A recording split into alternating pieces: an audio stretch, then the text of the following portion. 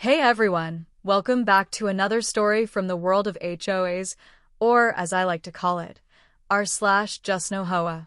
In this one, a group of HOA inspectors showed up while I was power washing a house to help out a struggling family. What happened next was frustrating, but also eye-opening. Let me take you through the whole thing. I work as a landscaper, and every now and then, I come across homes that are clearly in rough shape. Overgrown yards, neglected flower beds, things like that. I can't help everyone, but I try to do what I can a few times a month. Most of my work is local, so I often recognize people in the community. There's this older couple everyone around here knows. They've been living in the same house for decades. A few years ago, they took in their grandson after his parents passed away. On top of that, the little boy has chronic health issues and needs constant care. Despite everything they're dealing with, they still manage to be active in the neighborhood. She bakes for fundraisers, and I've seen him handing out donated clothes when there's a need. When it comes to maintaining their property, though, it's clear they're really struggling. They're both getting up there in age, and they live on a fixed income. Most of what they give to the community is homemade goods or second-hand items, not money. That's how I knew they were stretched thin. I actually found out about their situation by accident. I overheard the husband talking in the grocery store one day. He was telling a friend how his home had suddenly become part of an HOA without any notice or warning. He was worried about fines piling up because he couldn't keep up with yard work himself, and even if he tried, it would take forever to catch up. I didn't want to embarrass him, so I waited until the next day and went by their house. I introduced myself as a landscaper and offered to clean up their yard for free. At first, they hesitated. They felt bad accepting help without paying, but I told them I like giving back to the community when I can. Eventually, they agreed. Their yard wasn't the worst I'd ever seen, but it definitely needed attention. I mowed the lawn, cleaned up the edges along the sidewalk and flower beds, planted some grass seed in bare spots, and trimmed up the bushes. While I was working, I noticed their backyard deck was in serious need of a good power wash. I went home to grab my washer and came back ready to get started. Before I could begin, the wife stopped me, not to say no, but to insist I take a break for lunch. She made me sandwiches and let me eat inside while I met their grandson. The kid needed help with just about everything, including eating. I didn't ask about his condition, it didn't feel right, but it was clear how much love and effort they put into caring for him. After lunch, I headed back outside and got to work on the deck. Not long after I started, someone walked into the backyard and started yelling at me. It scared the heck out of me. I almost dropped the power washer, which would have been a total mess. If I'd known who he was earlier, maybe I would have considered aiming the washer his way. Just kidding, mostly. Turns out, this guy was an HOA inspector, and with him was the HOA president. They demanded to know who I was and what I was doing. I explained I was a landscaper helping out, but I didn't mention it was free, since I didn't want to make the couple look bad. The president immediately started pointing out violations, listing off things like hiring a landscaping company without a truck or workers present. To calm things down, I told him I was doing the work for free as a favor. I figured he might understand, but I was wrong. He launched into a rant about how charity work was enabling people to expect handouts and special treatment. Then he flat out told me to stop helping not only this couple, but anyone within the HOA. He insisted they should hire real professionals instead, and seemed to think I wasn't one just because I wasn't charging them. His words, not mine. Honestly, I wasn't worried about myself. I'm not part of the HOA. But I was terrified they'd hit the couple with fines for letting me help. Sure enough, they pulled out a list of approved landscapers they were allowed to use. Surprise, surprise, it was just one company. And guess what? That company was owned by the HOA president himself. That raised a bunch of red flags for me. The more I looked into it, the more sketchy it seemed. Most of the homes using that company were owned by elderly residents, easy targets, maybe, or people who didn't know any better. Meanwhile, the couple was panicking. They were afraid of losing the home they'd lived in for 30 years and ending up homeless with their grandson. I promised I wouldn't let that happen. I don't have a lot of formal education, but I know how to research. I looked up HOA laws in our state and found a few key violations. Turns out, you can't just add a home to an HOA without notice. And even bigger, no HOA board member is allowed to profit financially from their position. Forcing people to hire his company? That was illegal. I took all of this, plus what happened during that confrontation, and posted it everywhere: social media, local news outlets, anything I could find. An HOA preying on elderly residents? Yeah, that makes headlines. And sure enough, a couple of local news stations picked it up. People started talking about class action lawsuits. An emergency HOA meeting was called, probably the most attended one in history. Everyone was furious, especially the seniors who had been taken advantage of for years. The president tried to dodge interviews, but once the meeting started, he had no choice but to show up. He tried to defend himself, claiming he was trying to maintain a uniform, well-kept neighborhood, that he was only offering his services to help people avoid fines. No one bought it. Not even the other board members. They were just as shocked and angry as everyone else.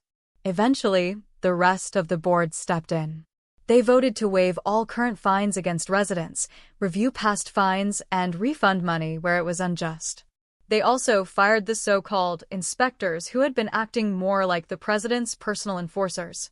And they promised to bring in real, certified inspectors moving forward. It was a huge win not just for the couple, but for the whole community. Sometimes, all it takes is one act of kindness to uncover something much bigger. I'm glad I could help, and even gladder that justice, at least a little bit, was served. The HOA also announced they were bringing in a new, independent inspector, someone who wouldn't be part of the HOA itself, to make sure things were handled fairly and without bias. The final decision they made was to hold a unanimous vote to officially remove the president from his position. But before they could even finish announcing it, he got up, furious, and shouted that he was resigning. He stormed out, not before making sure to tell everyone that they didn't deserve or appreciate everything he had supposedly done for them. Honestly, I think he saw the writing on the wall. Whether he was trying to avoid legal trouble or just realized he couldn't profit anymore now that people were watching him closely, he decided to cut his losses and walk away.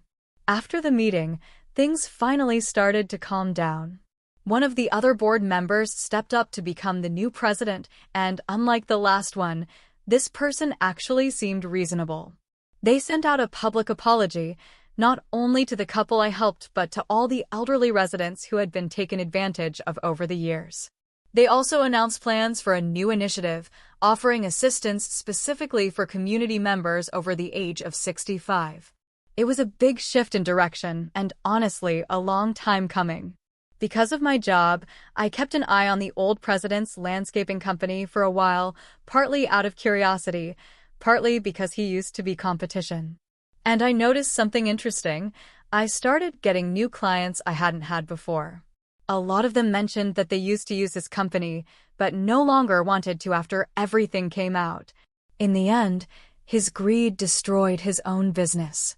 A month or so ago, I looked him up and found that his company no longer existed. He'd gone completely bankrupt, mostly because nobody trusted him anymore. It's kind of ironic, really. If he had just kept his head down, done honest work, and stayed out of shady deals, he might still have his business today. But instead, he chased quick profits and ended up losing everything. As for me, I still do what I can to help people who are struggling, especially those who can't afford professional services. In my opinion, everyone deserves to live in a home that feels cared for and respected. You never know what someone is going through, and sometimes a little kindness can go a long way. I still visit that couple every month or so to give their yard a quick cleanup. They don't have money to pay me, but they always make sure to feed me and show their gratitude in other ways. It means a lot. I wish more people with the means, whether it's money, skills, or just time, would find ways to help others who aren't as fortunate. That's how communities grow stronger. And yeah, props to the original poster. This guy is doing something truly good for the elderly in his neighborhood. He deserves all the support he can get. Meanwhile, screw the former HOA president for being such an entitled, selfish jerk. Now, let's switch gears and move on to another story about entitlement, one titled, "Girlfriend Demanded I Pay Her Sister's Student Loans." So, here's what Opie wrote. I'm a 28-year-old guy, and I've been dating my girlfriend, she's 26, for about 2 years now. A few months ago, I got lucky on a gambling site and won around $80,000. Not life-changing money, but definitely a nice chunk. My girlfriend had been dealing with about $35,000 in student loans, so I decided to help her out and paid them off completely. She was super grateful at first, cried, hugged me, thanked me constantly for weeks. But fast forward to last week, her sister, who's 24, is also dealing with around $42,000 in student debt. Out of nowhere, my girlfriend started hinting that since I helped her, I should also help her sister. At first, I laughed it off, thinking she was joking. But she wasn't. She got increasingly pushy, saying things like, "You still have plenty left, and it's selfish to help me but not my sister." I explained to her that while I care about her family, I'm not responsible for her sister's student loans. I reminded her that I already did something incredibly generous. Paying off $35,000 in debt is not the norm, and most people wouldn't do that for a partner. Her sister's financial situation wasn't my responsibility, no matter how much she pushed. That conversation quickly turned into a huge fight. She called me selfish and greedy, and at one point, she literally said, "What's the point of having money if you don't help people with it?" Then came the ultimatum: either I pay off her sister's $42,000 in loans, or she would reconsider our relationship. Well, she didn't have to reconsider for long. I broke up with her on the spot. Since then, she's been blowing up my phone nonstop, saying I overreacted. Her whole family thinks I'm an a-hole now. So Reddit, am I the a-hole for refusing to pay her sister's loans and ending the relationship over it? Honestly, what would you have done? Let me know in the comments, do you think Opie should have paid for the sister's loans? Personally, I think that's completely unreasonable. These two acted like Opie owed them something, and he absolutely did the right thing by walking away.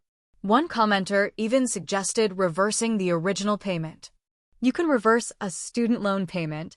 I did when there was talk of the $10,000 forgiveness, even months after the payment. You're not the **** hole here, and honestly, you should get your money back. She showed her true colors fast. So here's an update to the story. A couple weeks ago, I posted about how I, 28M, broke up with my girlfriend, 26F, after she demanded I pay off her sister's $42,000 in student loans, right after I had just paid off her own $35,000 in debt. The response from Reddit was overwhelming.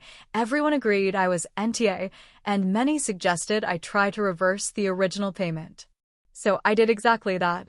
I called the loan servicer, explained the full situation, and was actually able to get the $35,000 payment reversed. That's right, I got my money back. My ex completely lost it when she found out. She flooded my phone with over 50 texts, calling me every name in the book. She's telling everyone I stole from her, and now her family is threatening legal action. Yeah, good luck with that. Her sister even showed up at my apartment screaming about how I ruined their plans, whatever that means. Honestly, it just confirmed how entitled they both were. My friends are split, half think it was harsh, but justified. The other half thinks I should have walked away without trying to reclaim the money.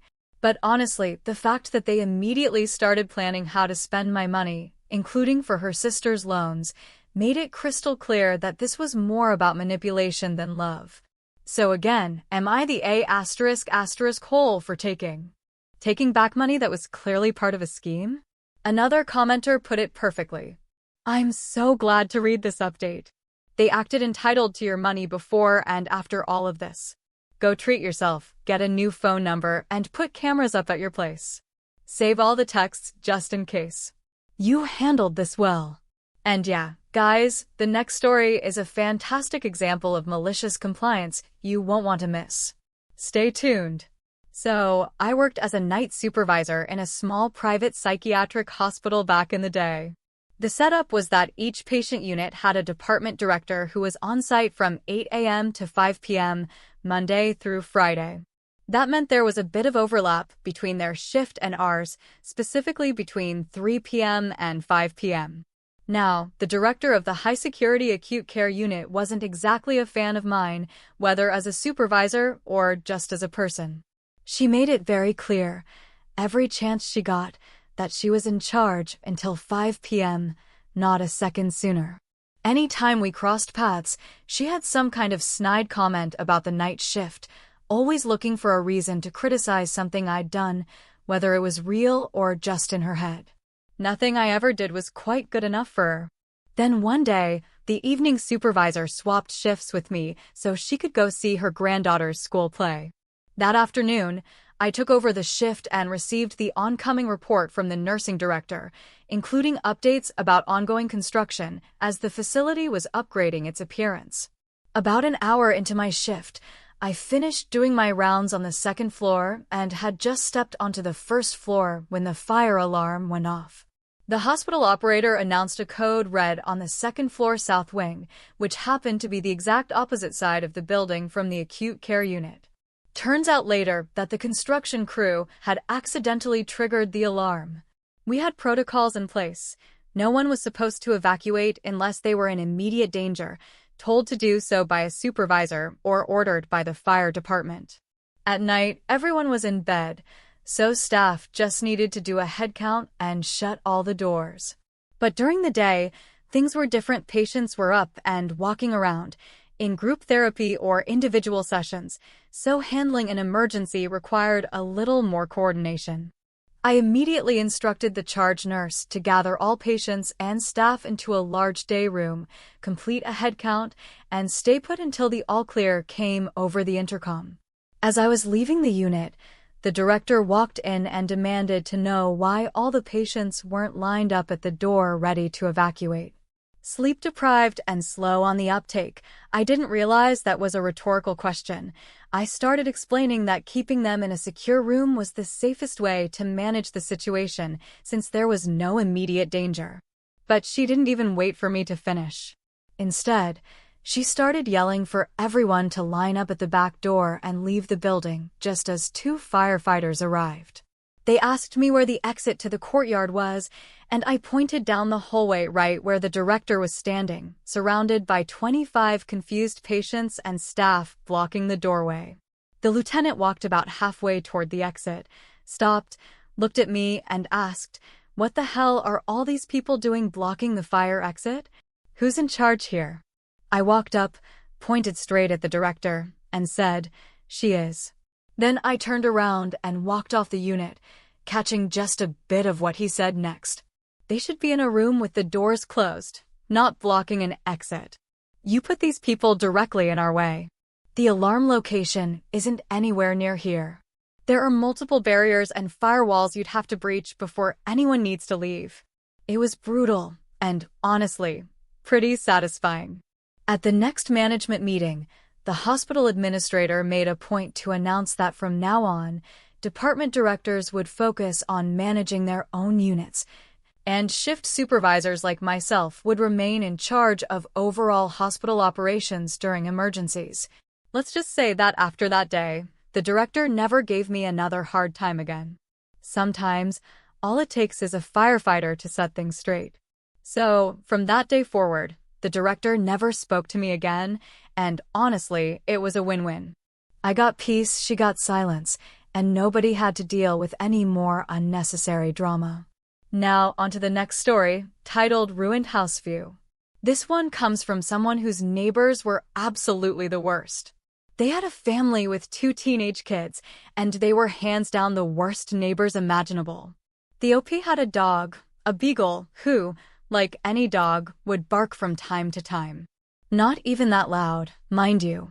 But whenever the dog barked for more than a minute, The neighbor would call either the OP or their mom, demanding something be done because her peace was being disturbed. And get this, if the OP turned on the TV at a normal volume or had friends over playing in the yard. Same thing. The neighbor would call and complain to their mom. And it always happened around 4 or 5 p.m., not late at night or early in the morning when it might make sense. Meanwhile, their newborn baby would cry all night long, clearly upset, and neither parent could be bothered to check on it. And of course, the baby's room was right next to the OP's. They lived in what's called a semi-detached house, basically a big home split down the middle by a shared wall. So when the OP tried to talk about it, the neighbor would just shrug it off with, "Oh, you know, kids." And the drama didn't stop there. They also argued constantly, screaming matches at all hours, which made the whole situation feel even more absurd. Over the years, the neighbors also refused to park in front of their own house. Even though the road was wide and had plenty of space, every holiday or time relatives came over, the OP couldn't find parking near their own home. Because the neighbors always parked in front of their house, leaving their own driveway completely free. If anyone else parked in front of the neighbor's house, they'd call the OP asking them to move, or worse, call a tow truck. So during a recent family funeral, after the OP's grandmother passed away, relatives came over for a small private gathering. Of course, there was no parking available anywhere nearby, so OP told everyone to park in front of the neighbor's house, since they wouldn't be there long anyway. Sure enough, within 5 minutes, the neighbor called. Same old routine, move the car or risk having it towed. But this time, OP had had enough. When the neighbor answered the phone, OP finally asked, "Why do you always park in front of other people's houses and leave yours free? Why are we forced to park in front of your house just so you can complain?" Her answer? She likes to keep the front of her house clear of cars, so when she looks out the window, she sees an uninterrupted view of her lawn. Also, if someone wants to take pictures of their beautiful house, it shouldn't be ruined by ugly cars. She told OP to move the cars or she'd have them towed. Well, against his mom's wishes, OP finally snapped and told her exactly where she could go. He warned her that if she dared to call a tow truck, he'd call one for her cars too. She didn't end up calling, but she kept parking in front of his house anyway. At least she stopped complaining. Next story is titled, "Try to Stop Me from Building One House, I'll Build Two Instead and Block the Neighbor's View." So, OP bought a house in the UK that came with a large backyard, much bigger than most others on the street. Almost 90% of the neighbors had already built additional homes in their backyards, so OP figured getting planning permission to build one would be straightforward. What he didn't expect was the nightmare neighbor next door. Let's call her Karen. From the moment she heard about the plans, she went into full attack mode. She organized a neighborhood campaign, complained to local politicians, and did everything she could to block the planning permission. She lied through her teeth, claiming traffic would increase and children would be in danger of getting hit by cars, completely ridiculous accusations. OP spent 3 exhausting, expensive years fighting Karen and the Residents Association, but eventually won. He got approval to build one house in his backyard. What Karen didn't realize, though, was that OP wasn't working alone. He was coordinating with 2 other neighbors who also had land in their backyards. Together, they all applied for planning permission. Once it was approved, OP bought the land behind one of the neighboring houses and decided to build 2 houses, one behind each of those properties. Now, every morning when Karen opens her curtains and looks out into her backyard, she's greeted by 2 brand new houses, one on each side, perfectly positioned to block her entire view. A literal middle finger on both sides. F you, Karen. Enjoy the view. Honestly, for this story, I wish the OP had included a little sketch, just to visualize how perfectly symmetrical the revenge was. But even without it, the message was crystal clear. Before wrapping up, here's one last story from r/petty revenge, titled, "I Wasted the Time of a Guy Who Couldn't Be Bothered to Signal in Traffic." So, one of the OP's biggest pet peeves is drivers who don't use their turn signals. He thinks it's not only lazy but dangerous, And honestly, I agree. One day, while driving home, OP ended up behind a guy weaving through traffic without using his signal once. As luck would have it, they both stopped at the same red light, and OP noticed a for sale sign in the back window. He jotted down the number. When he got home, he called pretending to be a potential buyer. Asked all the usual questions: age, mileage, reason for selling, then dropped the real question. Is there anything wrong with the vehicle I should know about? No, the guy said. Well, I noticed you weren't using your signals when changing lanes or turning. I just wanted to make sure there wasn't an issue with them. Oh no, that's just how I drive. So they do work then? Yeah, of course. Okay, good to know. Thanks for your time. OP doesn't know if the guy caught on, and he's almost certain the guy still doesn't use his signals. But he felt great about wasting a bit of that driver's time and maybe giving him a tiny taste of his own annoying medicine. And yeah, guys, thank you so much for watching. I'll see you in the next one.